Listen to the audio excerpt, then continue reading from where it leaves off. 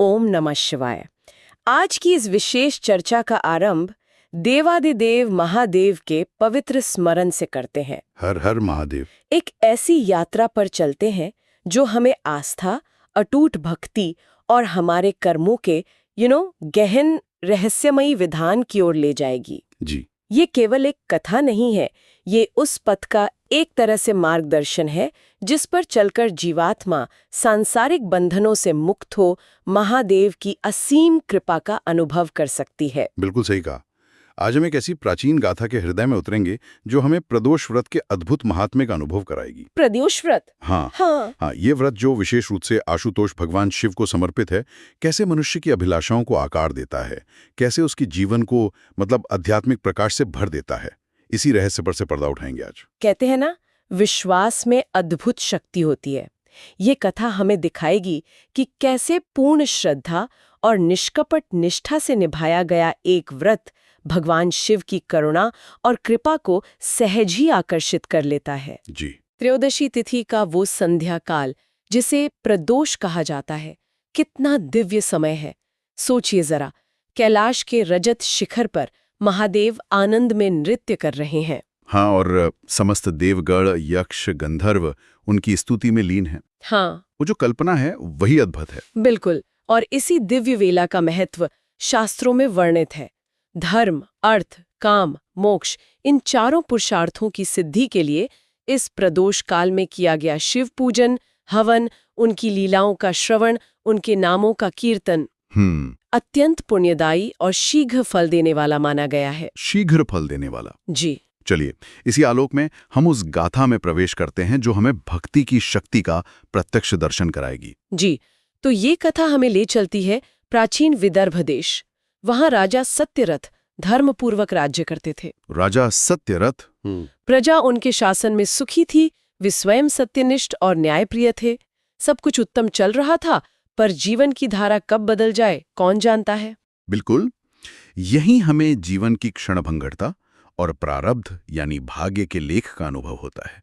अचानक पड़ोसी शाल्व देश के राजाओं ने विदर्भ पर आक्रमण कर दिया। घोर युद्ध हुआ। राजा सत्यरथ ने असीम वीरता दिखाई, शत्रुओं के छक्के छुड़ा दिए, पर अंततः वे वीर गति को प्राप्त हुए। हे भगवान! राज्य पर संकट आ गया। तो फिर रानी का क्या हुआ? वो तो अकेली रह गई होंगी। हाँ, और सबसे बड़ी बात, पति की मृत्यु और राज्य की असुरक्षा देख राजा की गर्भवती पत्नी महारानी। गर्भवती? ओह! जी हाँ, वो शोक संतप्त होकर गुप्त रूप से महल छोड़ निकल पड़ी। अकेली, असहाय, पश्चिम दिशा की ओर चलती गई। अकेली? इस अवस्था में? जी। थक कर एक शांत सरोवर के किनारे वृक्ष की छाया में उन्होंने आश्रय लिया। और वहीं उस एकांत स्थान पर उन्होंने एक पुत्र को जन्म दिया। पुत्र जन्म? चलो, कुछ तो अच्छा हुआ। पर विधाता की लीला देखिए। प्रसव के बाद जब प्यास से व्याकुल रानी सरोवर में जल पीने उतरी, हाँ, और एक विशाल मगरमच्छ ने उन्हें अपना निवाला बना लिया। क्या? अरे बाप रे, ये क्या हुआ? वो नवजात शिशु जन्म लेते ही माता और पिता दोनों के स्नेह से वंचित हो गया। हे शिव!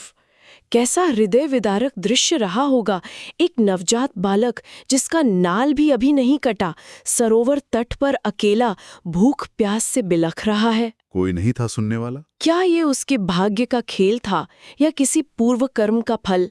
मन में यही प्रश्न उठता है। बिल्कुल, ये घटनाक्रम निसंदेह उस बालक के जीवन में आए आकस्मिक दुर्भाग्य और उसके पूर्व जन्मों के कर्मों के वो जो जटिल जाल है उसकी ओर इशारा करता है, जिसका खुलासा कथा में आगे होता है। ये हमें सोचने पर विवश करता है कि कैसे पल भर में परिस्थितियां बदल जाती हैं, कैसे नियति अपना खेल रचती है। पर कहते हैं, जहां दुर्भाग्य था वही महादेव की कृपा भी बरसने को तैयार थी। हाँ, क्योंकि शिव तो आशुतोष हैं, करुणा के सागर हैं। संयोगवश उसी समय उमा नाम की एक अत्यंत दयालु पर निर्धन विधवा ब्राह्मणी उमा, हाँ, गोद में अपने पुत्र को लिए भिक्षा मांगती हुई वहां आ पहुंची। उस अनाथ शिशु का करुण क्रंदन सुन उसका हृदय द्रवित हो उठा। स्वाभाविक है। वो सोचने लगी, कैसा आश्चर्य, यह शिशु यहाँ अकेला क्यों रो रहा है? कौन है इसके माता पिता? और उसके मन में एक स्वाभाविक संशय भी उठा, भाई ये बालक किस वर्ण का है, इसे उठाना मेरे लिए उचित होगा या नहीं। हाँ, उस समय वर्ण व्यवस्था का बहुत महत्व था। बिल्कुल। वो इसी उधेड़ बुन में थी कि सहसा वहां एक अत्यंत तेजस्वी सन्यासी प्रकट हुए। सन्यासी? जी, जिनका स्वरूप साक्षात भगवान शिव जैसा ही प्रतीत हो रहा था। अरे वाह, मतलब प्रभु स्वयं आए। ऐसा ही लगा।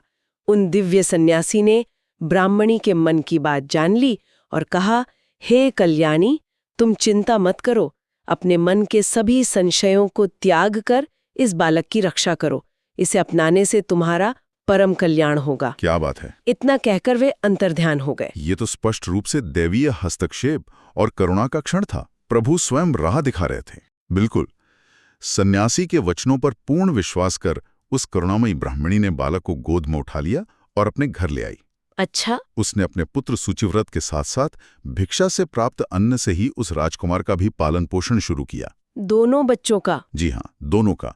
और उस बालक का नाम रखा गया धर्मगुप्त। धर्मगुप्त, कितना सार्थक नाम। जी, धर्मगुप्त और सूचिव्रत दोनों बालक एक साथ एक ही मां के स्नेह में पलने बढ़ने लगे। ब्राह्मणी ने दोनों का यथोचित उपनयन संस्कार करवाया। वे साथ खेलते, विद्या ग्रहण करते और सात्विक जीवन जीते हुए किशोरावस्था को प्राप्त हुए। अच्छा, फिर? एक दिन भिक्षाटन करते हुए वो ब्राह्मणी दोनों बालकों के साथ दैवयोग से एक शिव मंदिर में पहुंची। शिव मंदिर? हाँ, और उस मंदिर में महान तपस्वी, त्रिकालदर्शी ऋषि शांडिल्य विराजमान थे। ऋषि शांडिल्य? ओह, ये तो बहुत बड़े ऋषि थे। जी हाँ, उन्होंने अपनी दिव्य दृष्टि से बालकों को देखते ही धर्मगुप्त की सच्चाई जान ली। वे करुणा भाव से बोले, अहो, दैव का विधान कितना प्रबल है। देखो, ये जो विदर्भ का राजकुमार है, आज भिक्षा के अंड पर निर्वाह कर रहा है। ब्राह्मणी तो सुनकर स्तब्ध रह गई होगी। बिल्कुल। उसने ऋषि के चरणों में प्रणाम कर पूछा, हे मुनिश्रेष्ठ, एक सन्यासी की आज्ञा से मैंने इसे पाया था, पर मैं इसके कुल से अनभिज्ञ हूं। कृपा करके बताएं, यह कौन है और इसके माता पिता कौन हैं? हाँ, जानने की उत्सुकता तो रही होगी। तब ऋषि शांडिल्य ने संपूर्ण वृत्तांत सुनाया। कैसे धर्मगुप्त राजा सत्यरथ का पुत्र है, कैसे उसके पिता युद्ध में मारे गए और माता को मगर ने खा लिया। पर यहाँ ऋषि केवल कहानी नहीं सुना रहे थे, वे कर्मों के अटल सिद्धांत की व्याख्या कर रहे थे। उन्होंने बताया कि ये दुख क्यों आया। अच्छा, क्या कारण बताया ऋषि ने? ऋषि ने समझाया कि पूर्व जन्म में धर्मगुप्त के पिता पांड्य देश के राजा थे और धर्मगुप्त उनका पुत्र। पूर्वजन्म? हाँ, पूर्वजन्म। उन दोनों ने प्रदोष काल में होने वाली शिव पूजा में बाधा डाली थी। राजा पूजा बीच में छोड़ शत्रु को दंड देने चले गए। अरे? और राजकुमार, मतलब जो इस जन्म में धर्मगुप्त है, वो पूजा किए बिना ही भोजन करके सो गया। ओ, शिव पूजा में विघ्न, ये तो बहुत बड़ा अपराध हुआ। जी, इसी शिव पूजन के पाप ने इस जन्म में पिता को मृत्यु और पुत्र को यह अनाथ अवस्था दी। और माता, उनका क्या कारण था? माता ने पूर्व जन्म में ईर्ष्यावश अपनी सौतन की हत्या की थी। हे भगवान! उसी पाप कर्म के फलस्वरूप इस जन्म में वो ग्राह द्वारा मारी गई। कर्मों का लेखा जोखा कितना सटीक है, कोई बच नहीं सकता। बिल्कुल। इतना ही नहीं, ऋषि ने ब्राह्मणी के पुत्र सूचिव्रत की दरिद्रता का कारण भी बताया। सूचिव्रत की दरिद्रता का भी? वो क्यों? पूर्व जन्म में वह उत्तम कुल का ब्राह्मण था, पर उसने केवल दान लिया, कभी यज्ञ, दान आदि सत्कर्म नहीं किए। अच्छा, मतलब पुण्य कर्म नहीं किए, सिर्फ लिया। हाँ, इसीलिए इस जन्म में उसे दरिद्रता भोगनी पड़ रही है। यहाँ एक गहरा सत्य उजागर होता है, हमारे वर्तमान जीवन की परिस्थितियां, सुख दुख अक्सर हमारे ही पूर्व जन्मों के कर्मों की प्रतिध्वनि होती है, चाहे हमें उनका स्मरण हो या ना हो। पर ऋषि ने केवल समस्या नहीं बताई होगी, समाधान भी तो दिया होगा। अवश्य, समाधान भी दिया।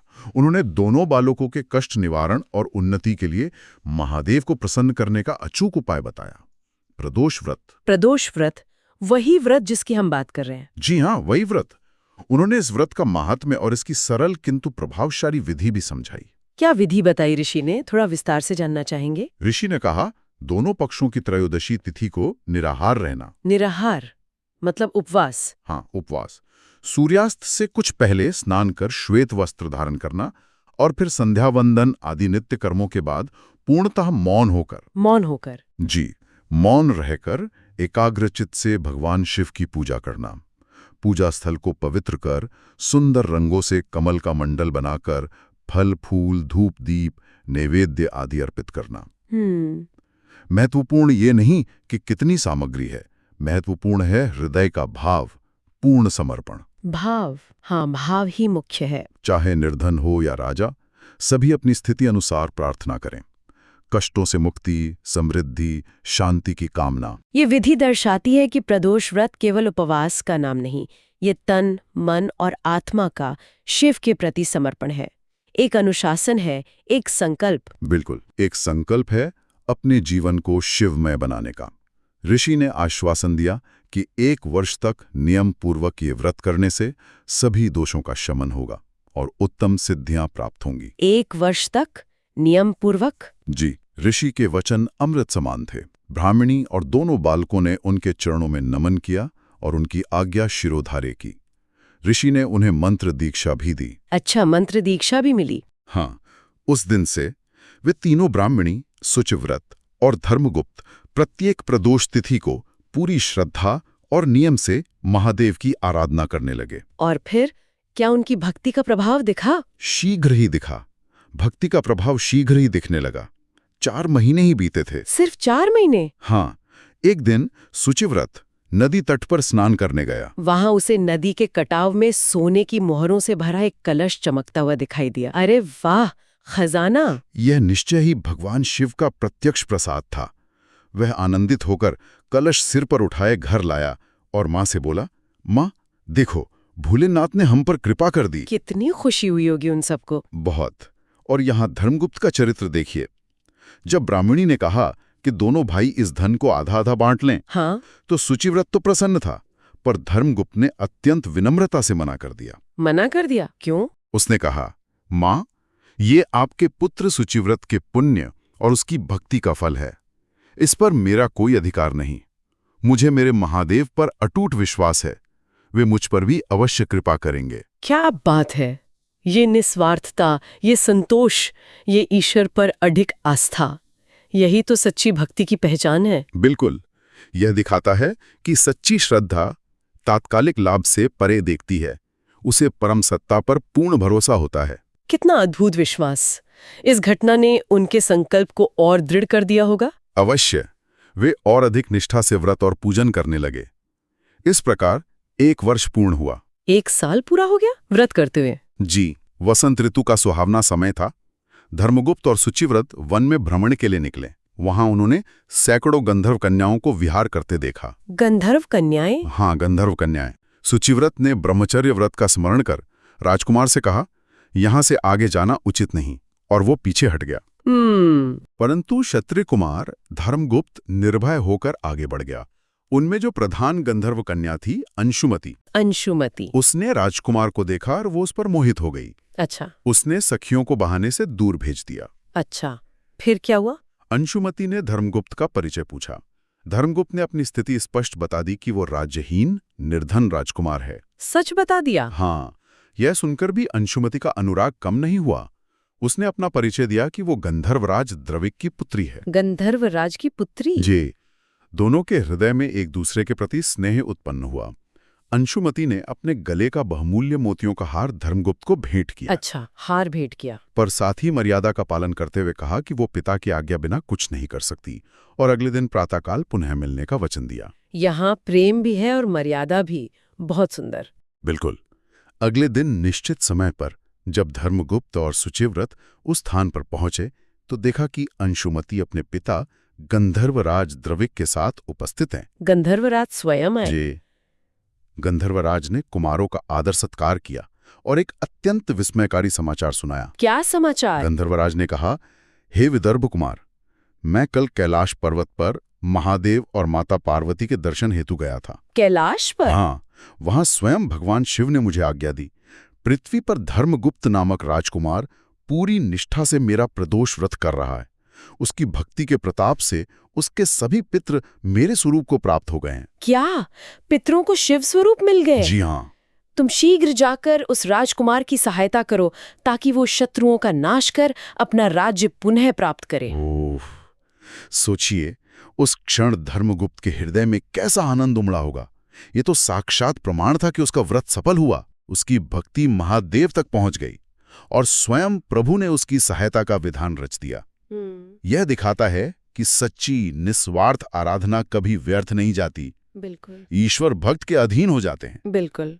गंधर्वराज ने कहा, मेरी पुत्री भी तुमसे प्रेम करती है। यह सब महादेव की ही प्रेरणा है। फिर तो विवाह होना ही था। फिर क्या था?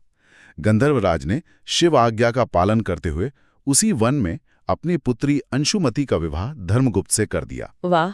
और उपहार में क्या दिया? चंद्रमा के समान दे दीप्यमान चूड़ामणि, अनगिनत हार, आभूषण, दिव्य वस्त्र, 10,000 गजराज, 1,00,000 अश्व, स्वर्ण रथ, इंद्रधनुष समान दिव्य धनुष, कभी खाली न होने वाला अक्षय तरकश, अभेद्य कवच, शत्रुनाशक शक्ति और 5,000 दासियां। अरे बाप रे, इतना सब कुछ! इतना ही नहीं, धर्मगुप्त की विजय सुनिश्चित करने के लिए गंधर्वराज ने अपनी अत्यंत पराक्रमी चतुरंगिनी गंधर्व सेना भी प्रदान की। सेना भी? जी, जिसमें पैदल, घुड़सवार, हाथी और रथ चारों अंग शामिल थे।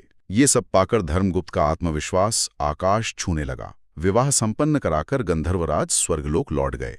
अब तो धर्मगुप्त एक पराक्रमी योद्धा बन गया, जिसके पास दिव्य अस्त्र और अजेय सेना थी। बिल्कुल, वो अपनी पत्नी अंशुमति और उस विशाल गंधर्व सेना के साथ विदर्भ लौटा। शत्रुओं का सामना करना अब कठिन न था। घोर युद्ध में उसने सभी शत्रुओं का संहार किया और अपनी राजधानी में विजय पताका फहराई। विजय हुई आखिर। जी, मंत्रियों और पुरोहितों ने शुभ मुहूर्त में उसका राज्याभिषेक किया। राज्याभिषेक? और देखिए भाग्य कैसे बदला। जिस ब्राह्मणी ने उसे पाला था, वो राजमाता के आसन पर विराजमान हुई। राजमाता? वाह! उसका पुत्र सुचिव्रत राजकुमार का भाई और मित्र बना और गंधर्व कन्या अंशुमति महारानी के पद पर प्रतिष्ठित हुई। सब सुखी हो गए। इस प्रकार भगवान शंकर की कृपा और प्रदोष व्रत के अमोघ प्रभाव से धर्मगुप्त ने न केवल अपना खोया राज्य और सम्मान पाया, बल्कि अतुलनीय ऐश्वर्य, दिव्य पत्नी और चिरस्थायी सुख भी प्राप्त किया। ये गाथा सच में हृदय को भक्ति और आशा से भर देती है।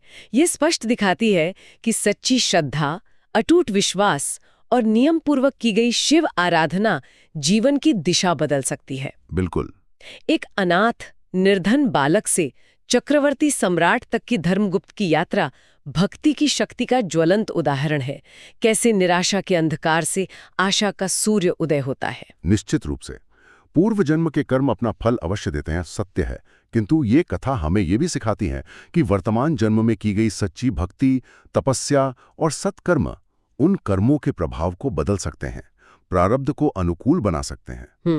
प्रदोष व्रत जैसे अनुष्ठान केवल कर्मकांड नहीं, ये हमारे संकल्प को दृढ़ करने, मन को शुद्ध करने और हमें परमात्मा की कृपा से जोड़ने के शक्तिशाली साधन है। भगवान शिव की करुणा अपार है।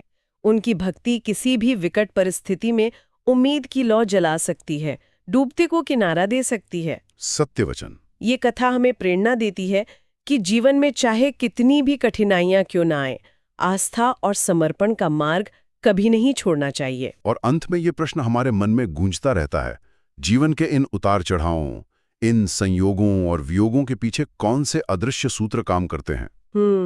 कर्म का विधान कितना अटल है और भक्ति की शक्ति उस विधान को कहाँ तक प्रभावित कर सकती है? क्या हम ईश्वर की लीला और उनकी कृपा के रहस्य को अपनी सीमित बुद्धि से पूरी तरह समझ सकते हैं? शायद नहीं। शायद नहीं। पर उस कृपा को अनुभव करने का मार्ग भक्ति ही है। भक्ति ही है। हर हर महादेव। हर हर महादेव।